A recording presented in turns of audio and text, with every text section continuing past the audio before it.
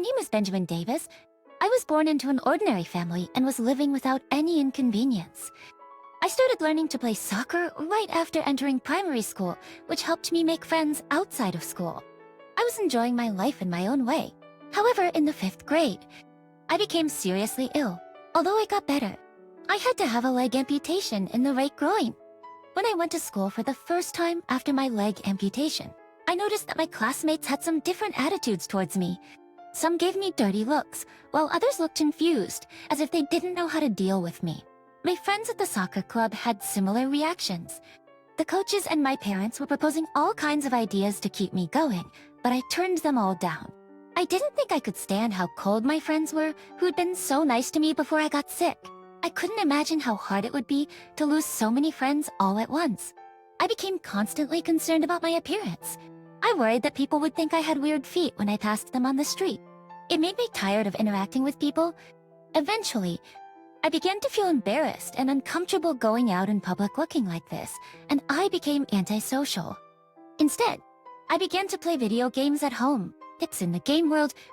I didn't even have to show myself. I felt much more comfortable talking with other players in games than with people in the real world. In fact, through one of those games, I became friends with a user whose handle name was Lily. As we talked through the game's chat function, we gradually became friends, and we even chatted casually. Lily was a very thoughtful girl, and in the course of our conversation, she said, "You are sweet, Benjamin." I was very happy to hear that, and video games became more of my spiritual anchor. At this rate, some people might think that I stopped going to school, but I managed to go to school every day. That was largely because of my friend Mateo. Mateo was my best friend before I got sick, and even after I lost my leg, he was still my friend. Mateo treated me as normally as ever. I didn't even think he knew that I had lost my leg. He often came over to my house and never showed any signs of being troubled by me. Even my parents had been very reserved with me since I lost my leg. But when I told Mateo that I was having a hard time with the way people looked at me due to the loss of my leg, he listened to me for a long time without giving me any sour look. I couldn't help but cry in the middle of our talk, but Mateo gently held me by the shoulders. "I'll always be by your side," he told me gently. The following episode clearly shows how much Mateo cared about me. It was when I entered middle school. But one day, Mateo and I promised to play video games at my house after school. Then, some of my other classmates started talking to him. They were Mateo's friends. Mateo was a very social person, so he had a lot of friends besides me. They said to him, "Mateo, why don't you hang out with us after school today?" "Yesterday, I bought the video game you wanted to play, so let's play together." They invited Mateo to play with them. These kids were the core group of the class, and if he said no, there was a chance that the relationship with them would become troublesome later on. I was about to tell him to forget about me and go play with them. But then, Mateo said, "Not bad. I had other plans today." He declined their invitation. His friend said, "Forget it then." And then they left. Why did you turn them down? They even prepared the game that you wanted to play. Are you sure you didn't want to go? I said in a little panic, but he said laughing, "Hey, it's Nitwedge. I had a plan with you first, so of course that was more important. More to say, like..." At that time, I hit upon a question. Why did Mateo care about me so much? When I asked him about that, "It's because you are a really nice guy." he responded immediately. I was surprised by the compliment out of the blue, because I wasn't expecting it. That's not true. When I denied that, he began to tell me about something. "As you were late for school yesterday, because you saw a lost little boy and took him to the police station." Not everyone would do that, and you had to go to school too. Besides, you have difficulty walking yourself. I just see someone in trouble. Don't you think it's normal to help them? I didn't really realize what was so great about that. Besides, having only one has nothing to do with helping or not helping other people. Prosthetic. Then Mateo said, "That's what I think is the most amazing about you. Even though you have a disability, you still have the heart to be kind to others. That's why I respect you so much. Helping people in need was something that anyone could do if they wanted to. Just because someone had a disability was not a reason to abandon them. Besides, Mateo told me that I didn't use my lack of a leg as an excuse. However, I gave up a lot of things because of my lack of a leg, including the soccer club. Of course, the real reason was that I didn't want people to see my leg. But it was also true that Mateo's compliments warmed my heart. Mateo and I went to different high schools, but we kept in touch with each other, and he still came to visit me at home. Yet even in high school, I didn't really fit in with the people around me, but Mateo remained an important close friend of mine. From time to time, Mateo would tell me, "You're a nice guy. our ease. You're so sweet. Our capital and your..." He often complimented me, but by then, I realized if what he said was true, it was all thanks to him. It was because Mateo was there for me when I was going through a difficult time that I was able to have a relaxed mind. If it weren't for Mateo, I wouldn't have any friends in the real world that I could trust. My heart would have been so broken that I wouldn't have been able to care for others. I would have stopped going to school and become antisocial. I always think that I owe to Mateo what I am today. Lily was also one of my confidants, and we maintained a good relationship. We came close enough to share personal information, including each other's real names. Lily's real name was Charlotte. Since Lily is the English word for Yuri, that's how she got her handle name. One day, she sent me a picture of herself as part of our conversation. I found out that Charlotte was a lively girl with short hair. I also sent her pictures of myself, but I never sent the ones with my feet in them. Charlotte and I updated information about how we are, and also talked about where to meet up in real life someday. But I kept making up reasons to avoid meeting her. If I met her in person, she would know that I was missing a leg. I was afraid of Charlotte's cold reactions. Even if it was only in a game, it would take me a long time to recover when someone I've known for years gave me a weird look. I decided to interact with her while keeping my lack of a leg secret. As months passed, we graduated from college, and I got a job. I still got strange looks from people around me, and I still didn't like going out in public, but I managed to get over it by talking to Mateo about it. I chose a telecommuting job as a web writer, which allowed me to avoid being in the public eye, and I was less exposed to unwanted stares. My days were peaceful. A turning point for me came in the fall of my third year after graduating from college. The plains of Kofetri. Mateo was going to get married. His partner was the daughter of an executive at a major company, a woman named Mila. She came from a wealthy family. Because of that, Mila's parents were against her marrying Mateo, who was an ordinary employee of a small company. The fact that Mateo wasn't a graduate of a prestigious university was another reason, but they managed to persuade her parents to accept their marriage. At such an important ceremony, Mateo made an unexpected proposal. He wanted me to give a speech on behalf of his friends. If I had to give a speech, I would have to stand in front of a lot of people. I was worried that I would feel uncomfortable again. I was also worried that Mateo would be uncomfortable with the cold stares I would receive. If that happened, the atmosphere at the ceremony would be terrible. Wait a minute. I don't have a leg. If people stare at me strangely, it might ruin your wedding. You've got other friends who are more fit for this responsibility. You have a lot of friends. Ask someone else. But Mateo wouldn't budge. Sure, I have other friends, but no one else has a heart as kind and pure as yours. It doesn't matter if you lack a leg or not. I want you to give a speech because you're the most respectable friend I have. Seeing Mateo making such an impassioned offer, I couldn't refuse him, so I had no choice but to accept. To be honest, I was feeling a little depressed, but it was still my best friend's big day. I dredged up memories of the days I spent with Mateo and wrote a manuscript for my speech. I reviewed it over and over again and practiced so meticulously that I had it memorized to perfection. Finally, the day of the wedding arrived. Walking on crutches, it took me a long time to get around. I made sure to leave the house with plenty of time to spare. After leaving the house, I was walking for about 15 minutes when I noticed an old man. I looked closely and saw that he had a white cane. I assumed he was blind. At first, I thought he was stopping to rest, but he was wearing formal clothes. He was speaking to a pedestrian. I guessed he was in some kind of trouble, but the person who was spoken to said, "I'm sorry. I'm in a hurry," and could. I walked up to that old man and said, "Hello, can I help you?" He broke into a smile. "Actually, I'm on my way to my daughter's wedding. I'm lost. I'd like to take a bus from the bus stop called 41st Avenue." Without hesitating, I offered to help him. I was going to take the subway, so it would be a long way round to the station, and I wouldn't make it in time for the ceremony to start. But I would be able to make it in time to give my speech. Above all, that man was heading to his precious daughter's wedding, so I had to help him. Fortunately, when I called the wedding hall, they said it wouldn't be a problem if I was a little late, with crutches. I guided him on his way. Exit the company as we were walking, he asked me, "I'm sorry to ask, but is there a problem with your leg? Your footsteps sound different from the others." Inez, I was nervous inside, but I knew it would be impossible to hide it now that he knew. I decided to be honest and confide in him about my leg. Yes, I had a serious disease when I was little, and my right leg was amputated. I was afraid of receiving his reaction, but the man just said as if it was nothing. "I see." That was all he said. As you may have noticed, I'm blind. It was due to a congenital disease. Because of that, people will sometimes give me the cold shoulder.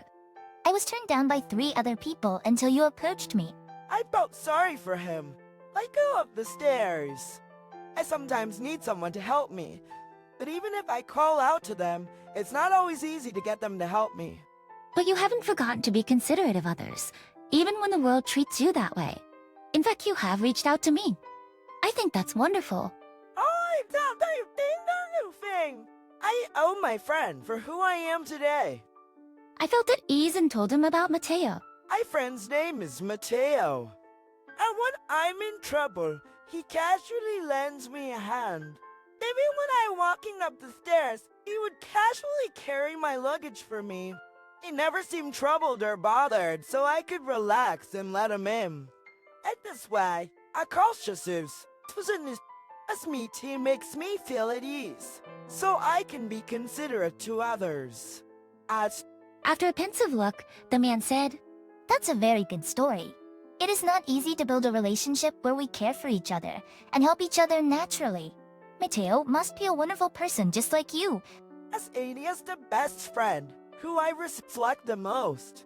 I's better for I respect the most. He's a much better person than I am.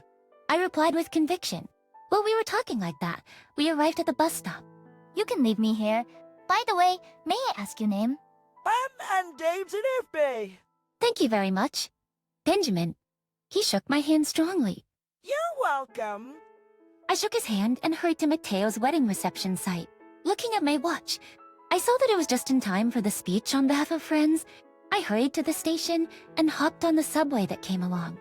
After getting off the subway, I tried to run as fast as I could, but I just couldn't run fast enough with my crutches.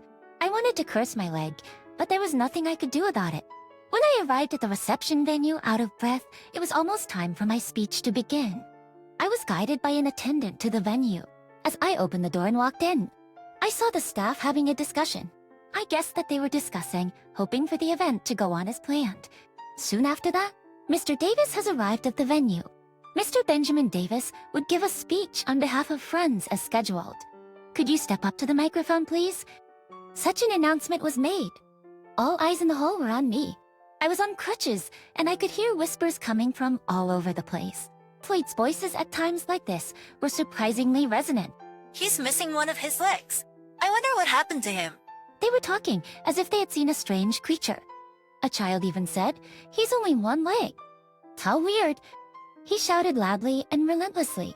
I know it was an innocent comment and someone like his mother hurried to make him shut up, but it really hit me hard. This is why I hated going out in public. I hadn't even said a word yet, but I was already feeling a sense of embarrassment.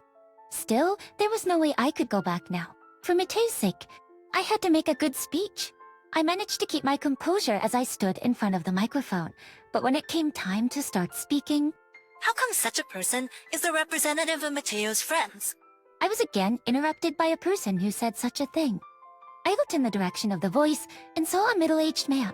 His face was reddish, as if he was drinking. He's only one leg. What is going on with Mateo's relationships with people that such a person is on behalf of his friends?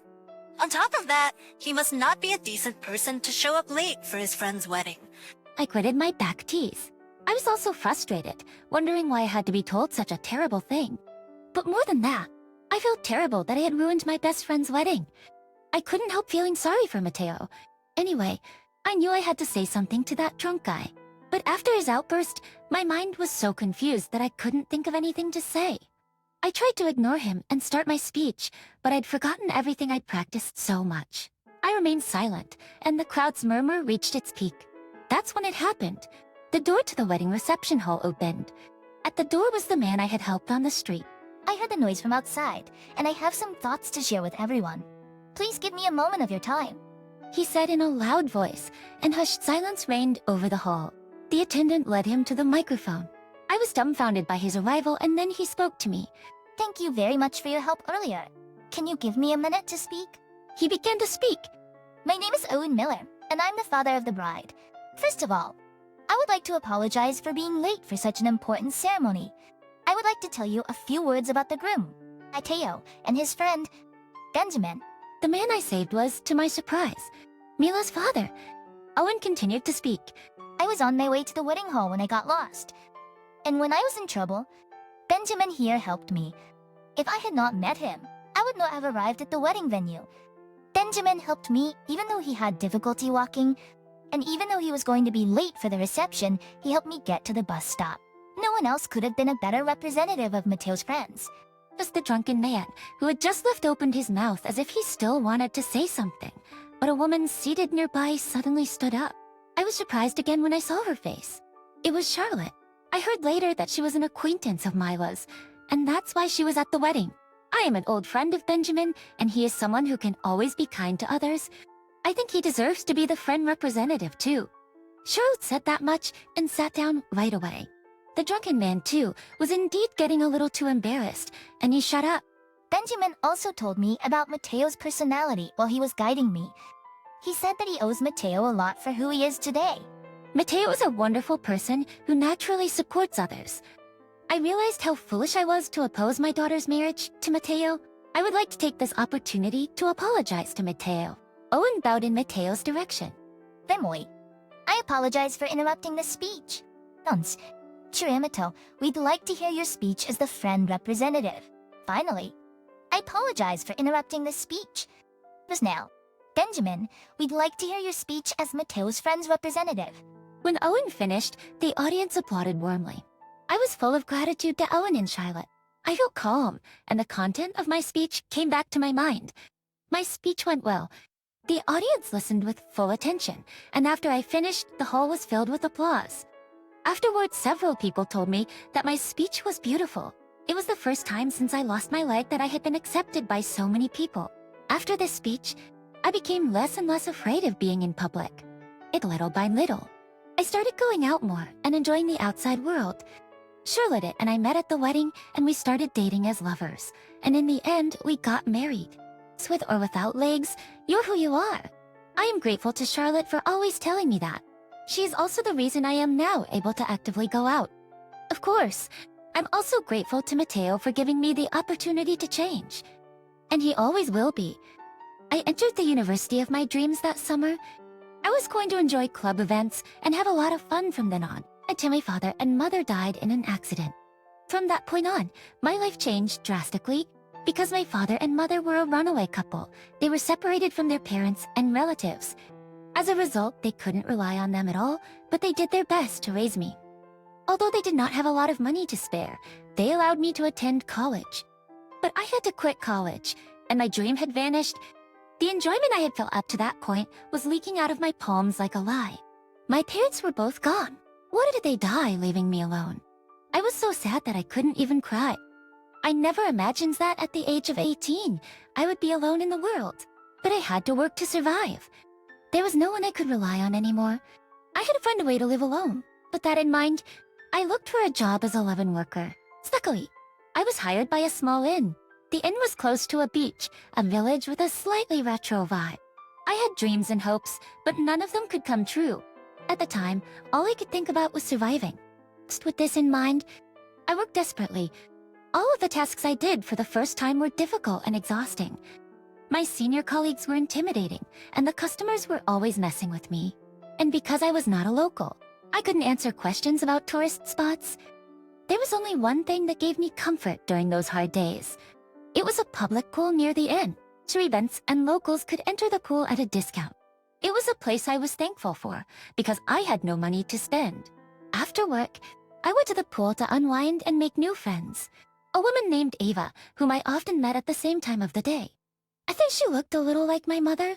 Eva and her husband appeared to visit the pool every day, and the husband was always waiting outside for her. Perhaps it was odd for a young woman to go to the pool, and Ava approached me.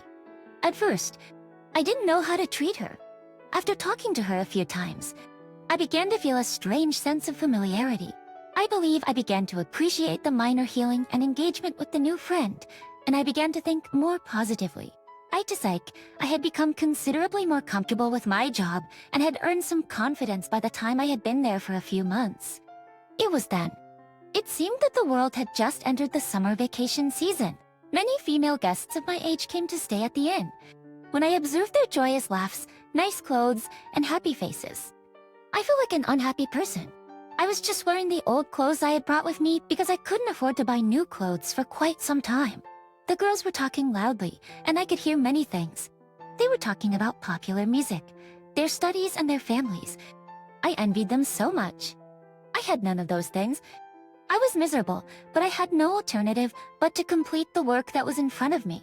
At that time, I heard a voice calling me from somewhere. Who could it be? The unfamiliar voice grew louder and louder. As I scurried around, a slightly flashy woman hugged me. It's you, Sophia. Why are you here? The person who suddenly hugged me was a friend from college who had taken the same course as me. And behind her, several people who were in the same class, and they were looking at me. Everyone was surprised because you suddenly quit college. I tried to contact you, but you never responded. I mean, you're wearing the staff's uniform. Are you working here by any chance? Why? Gosh, if you'd like to, you can come visit us in our room. Let's chat together. I had no idea a college friend would come to stay at a place like this. I can say it this article. I felt a kind of pain in my chest, and I couldn't stand still. I wanted to escape from this place as soon as possible. I'm sorry. I'm working right now. I was actually done with work for the day. I tried to talk with them, but I just couldn't bear to be in that space. I didn't know if it was frustration or hatred for them. I ran to the pool with mixed feelings. I wished the hot shower would wash away all my unpleasant sentiments. I was roughly undressing with that thought in mind when a small bag I had put in my breast pocket fell at my feet. Itemize. Inside the bag was a ruby ring, a memento of my mother's. As I sat in the pool chair, looking at the ring, I was overcome with a range of feelings. Why am I the one who has to go through all of this? I wanted new clothes too. I wanted to spend time with my friends and travel. I wanted to go to college. I wanted to be a teacher. I wanted to meet my mother and father. Why was I feeling like this right now? As I was unable to stop my tears, I heard a bright voice behind me. Oh, Sophia, what's wrong? Not wanting her to see my messed up face, Diva peeked into my face worriedly. Nothing. I'm fine. It's nothing. I tried to remain cool, but Ava gripped my shoulders tightly.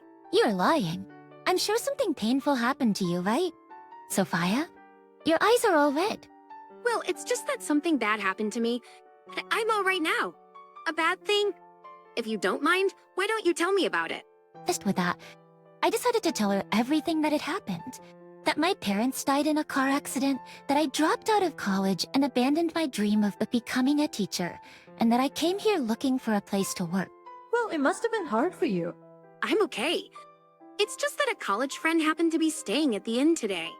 Suddenly, I felt frustrated, or rather, a little miserable of myself. I envied her beautiful clothes, her college attendance, her family. I couldn't ask myself why I was the only one who had to go through this. I suddenly felt a flood of emotions when I looked at the ring my mother gave me. The more I tried to stop crying, the more tears flowed. When I looked up, Ava was crying more than I was for some reason. Ava? I was confused and I talked to Ava.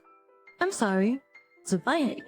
Eva apologized to me, holding a handkerchief tightly in her hand. I wondered what was wrong with her. I was so perplexed that I had to hold back my emotions. Can I get a better look at your ring? I handed the ring to her. I wondered if there was something wrong with the ring. I'm sorry if I'm wrong. Isn't your mother named Elizabeth? Then, yeah, but how did you know? I see. So you are Elizabeth's daughter? Is that? Ava stopped talking. Ava was crying the entire time, and I couldn't ask her how she knew my mother's name. I didn't feel like entering the pool that day, so I decided to go home. Ava seemed to know my mother's name, and I was curious why she was crying. I couldn't help but wonder for a long time after I left. The next day, while I was quietly working, the owner of the inn called me. I went to the parlor and found Ava and her husband sitting there. Why are you two here? Sophia, I'm sorry about yesterday. It's just that what you said surprised me. Oh, it's okay, but I'll get straight to the point.